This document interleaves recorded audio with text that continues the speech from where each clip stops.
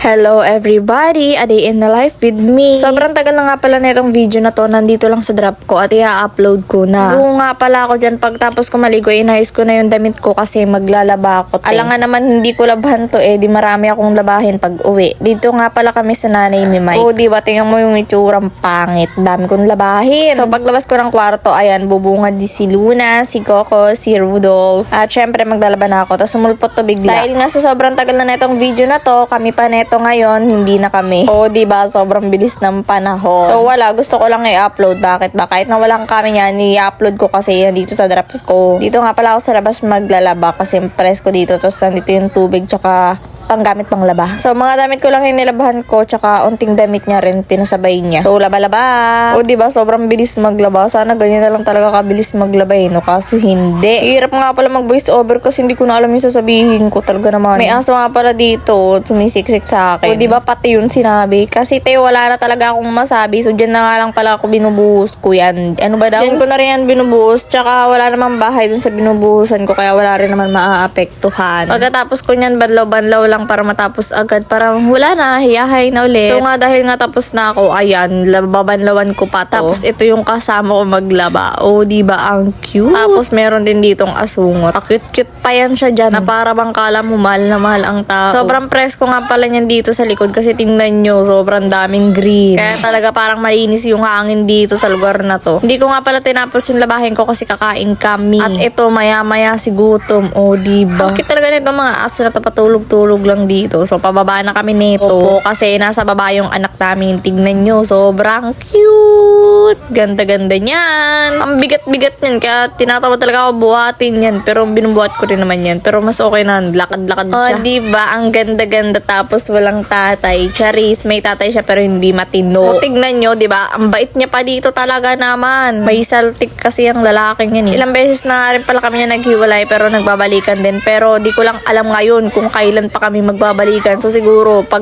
isang taon na yung anak ko, tapos baliw-baliw pa rin siya, siguro hindi na kami magbabalikan yan kasi ano ba, bata yung naaapektuhan sa inyong dalawa. Diba kahit sino naman, mas pipiliin na lang maging broken family kaysa naman nasa toxic relationship ka. Magkasama nga kayo, tatlo nga kayo, masaya nga kayo, pero sobrang toxic ng pamilya nyo. Kaya mas okay na lang natapusin at huwag na mag-co-parenting kasi may mabubuo lang, may mabubuo talaga. Ilang beses na nga rin pala kami niya naghiwalay, tas nabuntis lang din ako, tapos nawala rin, tas nabuntis, nawala. O diba, hindi rin naman nagbabago. Kaya mas okay na tapusin para wala nang komunikasyon, wala nang mabuo, wala pang masayang na baby. At higit sa lahat, hindi maapektuhan yung bata kasi hindi niya makikita na nag-aaway kami kasi sobrang dalas namin mag-aaway, magsakitan yung dalawang yan. Tapos nakikita ng anak namin, o diba, kakalakihan na ganun yung pamilya tapos niya. Tapos lagi pa akong stress, laging puyat, kakaisip kung nasan siya. O diba, dapat kung magpapamilya ka, hindi ka dapat ganun. Siyempre kung magpapamilya ka, dapat unahin mo yung pamilya mo, isipin mo yung pamilya mo, hindi yung puro sarili mo lang. Kaya para sa lahat ng mga babae dyan, mag-aral muna kayo habang pinagpapaaral sa inyo, huwag nyo sayangin yung panahon. Huwag nyo sayangin na habang pinapaaral kayo tapos gumagawa kayo ng kalokohan. Ako, tigil nyo yan. Sa una lang yan masaya. So, fast forward. O, diba, nakatulog na yung bata. Alam ko naman na sobrang saya kapag tatlo kayo, kapag buo kayo. Pero,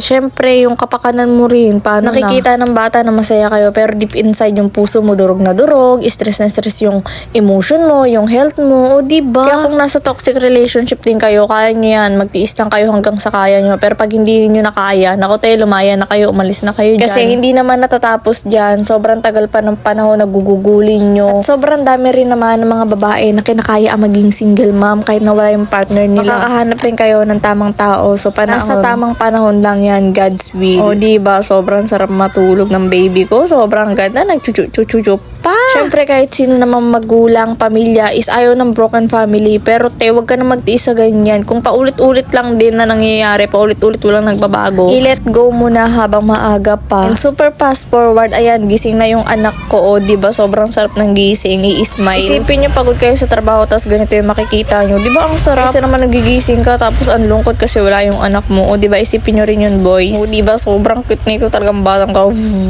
So, fast forward na din, ayan, pinabadlaw ko na siya, may sugat yung kamay ko na hiwa. Tignan nyo ba naman habang nag-voice over kami nagpapapa dito sa tabi ko, ayan, si Rudolph, ang cute. Tingnan nyo naman yung tsura ko, tsaka. Super, tsaka. Ano daw? Ano? Ikaw nga daw, ikaw. Diba ang ganda? Gusto ko rin ng ganito. Ganyan yung ganyang lugar. Tapos ayan, sinampay ko na rin agad pagkatapos. So, diba kumakain na naman siya. Lagi yan siya kumakain tapos hindi siya marunong magaya. O diba ang saya? Super toxic. Pero hayaan na, ganun talaga ang life. Malinis nga pala yung pinagsasampayan ko kasi syempre hindi ko naman yun isasampay dyan kung madumi. Nilabahan mo nga tapos madudumihan. Ano yun? O diba sobrang bilis lang. Ayun lang yung nilabahan ko. Tuyo na yun agad mamaya-maya. Kasi mainit naman. Pinidyo ko nga pala to para sa TikTok affiliate ko. So, ayan, sinama ko na rin dito. Mag-check out na kayo sa Yellow Basket ko. At yun lang for today's video. Bye! Thanks for watching!